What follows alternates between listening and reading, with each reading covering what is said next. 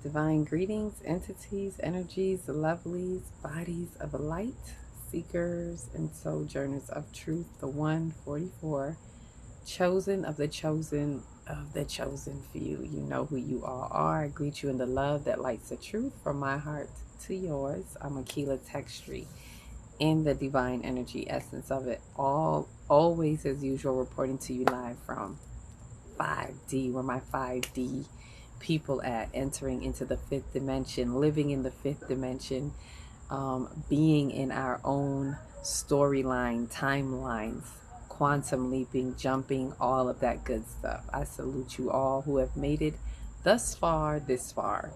All right, so with that, I really want to go into some cosmos right about now. Y'all know I talk about the cosmos anyway, but always as it pertains to our journey, because these energies that assist us in this time-space reality helps us to attune and align with our cosmic design, helps us to align with being in the fifth dimension. So, as usual, I give you the news to infuse. If you so choose to, go ahead and weave that thread, that tapestry on this cosmic journey. And if you don't, get fried on the grid. And as I always been saying lately, as I have been saying lately. All right, so I want to do a little reflective, dial it back, a little retrospective intake on the, or outlook, however you want to look at it, intake, outlook on the Jupiter and Uranus in Taurus. I know Jupiter has moved into Gemini. I want to talk about that, but not right now, because I feel like before I go into speaking about Jupiter and Gemini, I really want to dial it back and kind of look at, take a reflective look at where it's been, how it's journeyed through Taurus, mainly because of Uranus. So this is really about the return to the revolution, the revolutionary return, because there were some revolutionary aspects of what has been happening, and I do believe that Jupiter has a really big part to play in it. This just dawned on me like the other day. I was in meditation and it was like, this is a revolutionary return. And when I looked at the components, it was because of Jupiter being where it's been in the past year with Uranus. Uranus is the revolutionary planet that brings change. Sudden changes and things like that are revolutionary, and it spends about 7 years in each house, right? So it's already been obviously a couple years already in Taurus. It's at its end point. It's in its final decan, in its final stretch, all right, at about 20 something degrees right now. Can't remember the exact degree it is right now, but I know it's about 20 something degrees, because its exact conjunction with Jupiter was at about, if I'm not mistaken, at about 20 degrees, 20 or 21 degrees.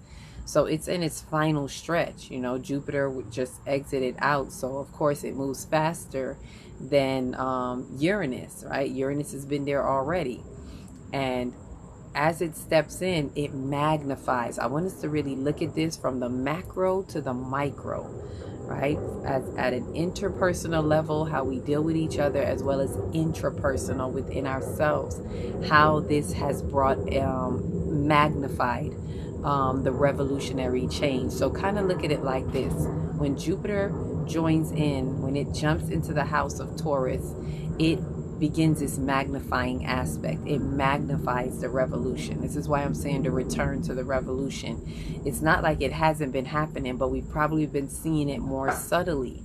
You know, things like even the wars, because this revolutionary aspect, let me say this too, because we tend to think revolution just means war. As I mentioned, war. It's not just war. It is actually, war is like an extension of a revolutionary aspect. War tends to be a symptom of the revolutionary aspect, but being revolutionary, revolution is like an evolutionary change. It is a radical change. It is a drastic change. It's like boom, you know, something that happened that you're like, whoa, I didn't know I was here, or I didn't know this was there, and you change your complete perspective, right? Is revolutionary. When you change your whole concept about something, that is revolutionary within itself, within yourself. whether individually or collectively, there are revolutionary aspects happening. There are major changes that are happening wherever Uranus shows up, right? And it's right now in the house of Taurus. So there are a lot of changes in the past couple of years. If you notice, 2020 has been the past couple of years. And I want to say that one of the major things we have to look at, we've been asked to look at the changes in how we live, how we've been living in the earth. Think about that. And it's returning us to right standing within the earth, right thinking, right living within the earth, having us to appreciate the earth a little bit more. We're returning, we're having like revolutionary thoughts that are changes in us that a lot of us didn't see. Like, I can even say for me, like, how many of us are now hugging trees, like, or just grounding? I never even thought of grounding before the past couple of years. How much of your life has changed in the past couple of years in regards to how you view the earth, how you live in the earth, how you are connected with the earth, right? And that's just looking at it from that standpoint, with it being an earth sign. Remembering, for those of you who remember when I did the video on elements being directions, it's also, if you look at that perspective, it's also about south, because the earth is what direction? South. The south is where we're coming from, right? The south node, it's also helping us have revolutionary change in the south nodes, wherever the south node is over the past couple years. Right now, it happens to be in Libra. So with our social dynamics, with justice, with balance, and finding harmony, bringing us into right balance and harmony with the earth. So there are a lot of things that are happening revolutionary, right? There's that Oya energy. Like Uranus is that Oya energy. For those of you who know the Ifa and the Orishas, that lightning bolt, like picture it like a lightning bolt strike, as I've mentioned it when I talked about the Uranus and Jupiter conjunction, right? So there's a lot of revolutionary things that are happening. Also geological, right? There's geological changes, earthquakes. Not to say these things are not happening, but pay attention to how they're happening and how much more they're happening. And when it comes into alignment, once Jupiter comes into the same house and it magnifies, it starts to magnify the Oya energy, the revolutionary energy. So you tend to see more things happening within the earth, geological changes, political changes. So even the wars, the way the wars may be showing up, right? As I said, it's already been there a couple years ago. So there were the wars coming up and things like that. But now look at what has happened in the past year as Jupiter entered, and Jupiter being expansion is magnifying that. But Jupiter is also about knowledge, right? It's knowledge, it's understanding. So while it's expanding it to bring us a better understanding, a deeper understanding, having us look at the bigger picture type of understanding, if we so choose, if we choose to, right? A lot of people see these things and you think just because it says expansion and this and that there's going to be this magical expansion. It does expand the view on things. It doesn't always mean an expansion of your mansion, you know, abundance. And, you know, people just look at the fruitful things, but we don't look at what is it expanding, right? Whatever you have in you, it's going to enhance that. It's going to expand your view, right? So where are you? We are the thinker that thinks the thought, right? And I have to say this because people tend to read the horoscopes or things like that, or listen to the forecast that a lot of these beautiful astrologers, you know, they're sharing the forecast with you. Sometimes they really don't explain to the depths, and I get it. Everybody don't have that kind of time, or, you know, sometimes they're just giving you the information. What you do with it is on you. And I want to share with our community for us to understand it's not magic that just happens. The energies are like, as I was saying to someone earlier, energies are like weed. Like, weed is an enhancer. It enhances where you already are. Where's your mind already going? It's only going to enhance that. the energies, the cosmos, the celestials, wherever you hear they are enhancing where you already are. So yes, it's going to create this, there's going to be things that happen that causes revolutionary, that causes change, but how you change is on you. Reminding you we're in Taurus, which is about possessions, material things, relationships. And I've been talking about the echoing of perspectives that have to change. And again, Jupiter brings in our expansion of our view on that. It's like it helps to put the magnifying glass on it. It doesn't always feel good. It may come through experiences that we don't like, that are not comfortable, but it has to happen per our holds that we have, right? Per however you are holding things in your mind, in your heart, in your soul, that's how things show up. So it shakes up, as I called it, an earthquaking, you know, shaking that had to happen to get you to see, get you to have that revolution, take that revolutionary step in your mind, right? Again, it's not always something outside of you to do. A lot of it is first always in the mind. What is the revolutionary perspective that you need to have? And for some of us, what that may look like is, speaking of it being in Taurus and sometimes about relationships, what does it may be something that happened that you have to look at people in a totally different way. You have to look at your job in a totally different way. Like, I didn't know, I didn't look at it like this before.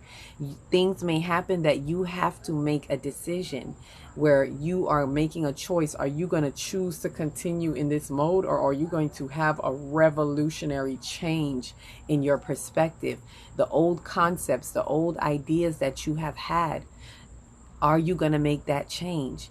And so as Jupiter comes in, it just magnifies, as I said. And it's what I want to say too is that a lot of times we look at the conjunction as it's that moment, right? The conjunction is just the peak, or when that energy is heightened. Best believe as soon as Jupiter hit into Taurus, it already was like magnifying that energy. And so as it gets closer and closer and closer, it intensifies, it magnifies more, and it intensifies that revolutionary aspect. Things start to happen that cause the revolutionary aspect, cause you to make that change. Let's not forget Pluto entering into Aquarius, that also brings the revelations that cause the revolution, right? You make changes when things are revealed to you. And here's Jupiter expanding it, but Jupiter is expanding the revelation, not the revelation, the revolution. It's expanding the revolution, but the revelation is out there happening too, right? So I'm looking at all of this and I'm like, wow, this is really a return to the revelation. And I was like, what caused like the intensity or the heat for us to really feel this, the revelations that are happening, especially for those who are feeling them in their life, world, and affairs, right? In the world, if you're feeling it in the world, geologically, politically, and things that are happening very personally in your life, you are being made to look at your relationship in a totally different way. For some people, they're realizing they have to leave that relationship. They have to leave their families. They have to step aside from their families. Some people are really realizing and getting it through their thick skull, especially my 5D people.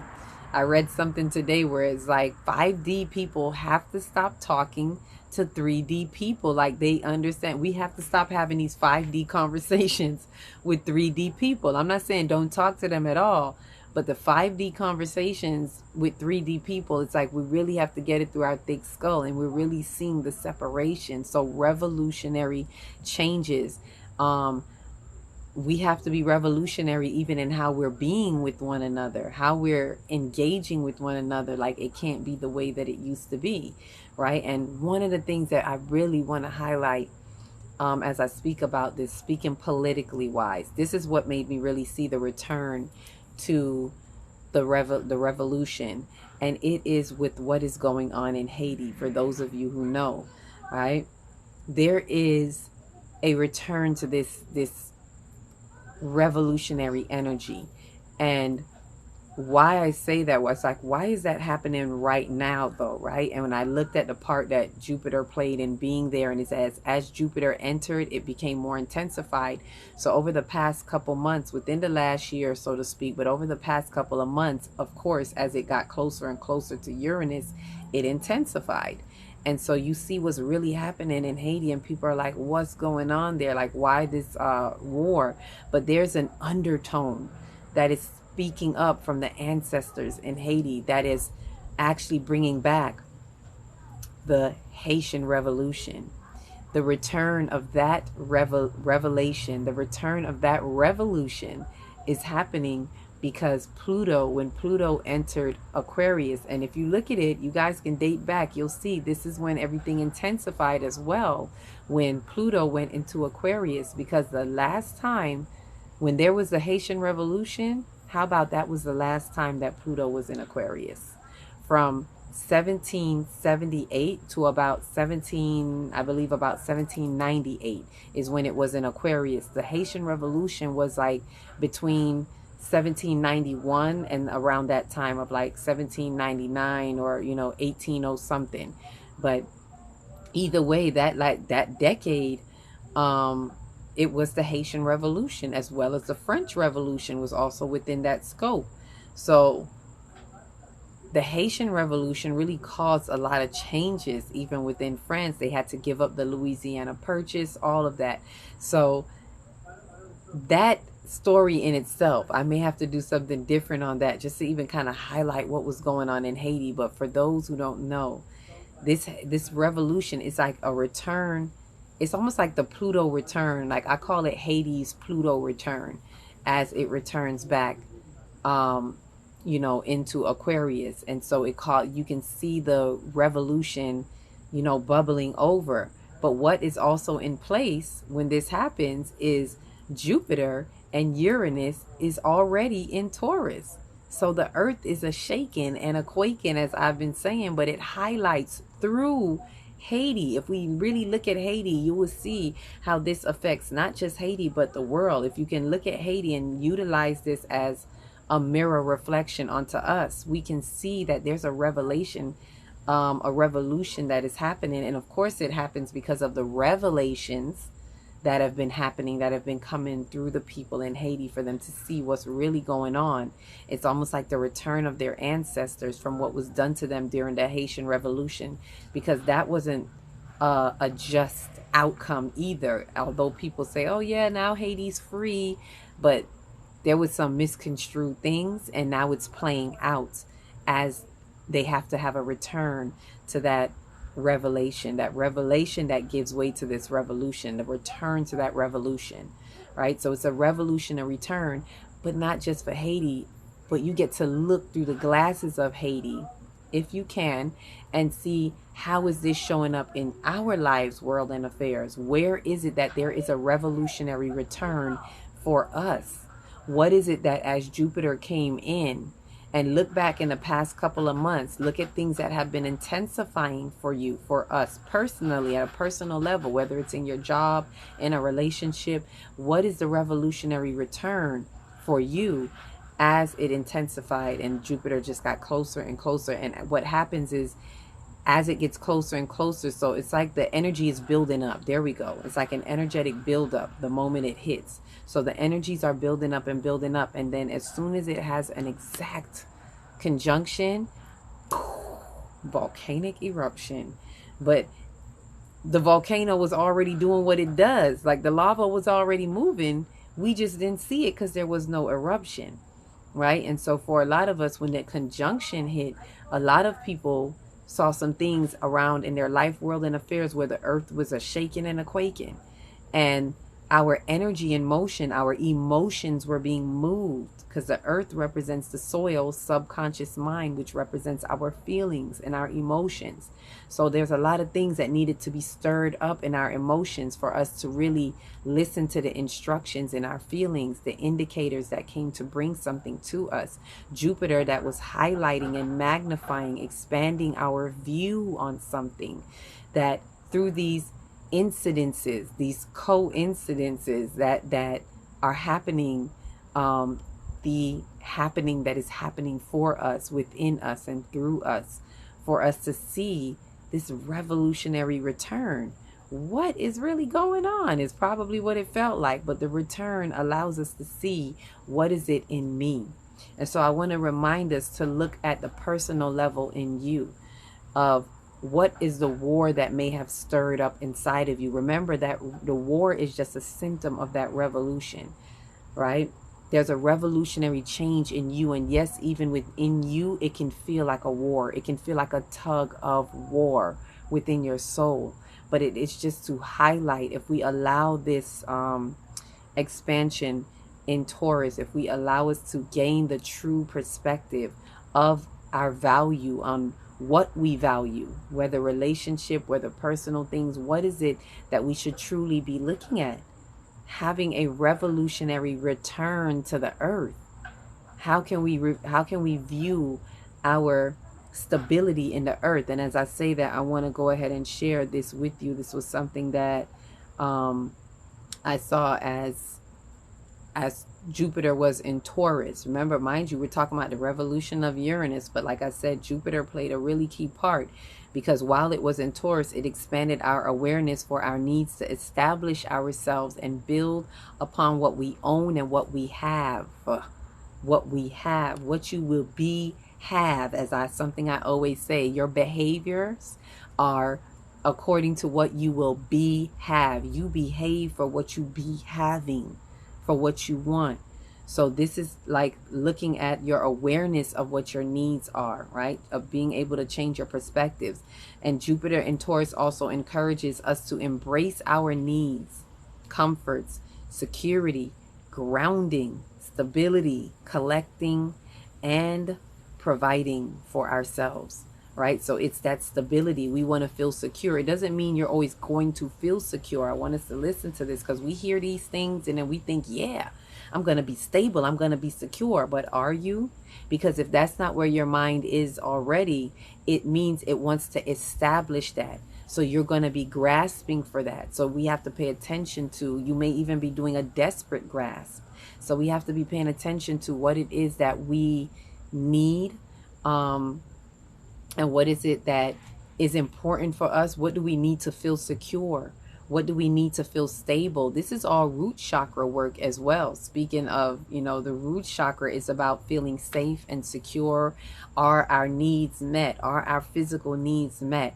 And being that Taurus is usually about our things that we have, finances, relationships. These are things that somehow some of us feel that we need to be secure. But what if the revolutionary change, the return to revolution, is saying, you know what? I'm secure in the earth. The earth provides everything.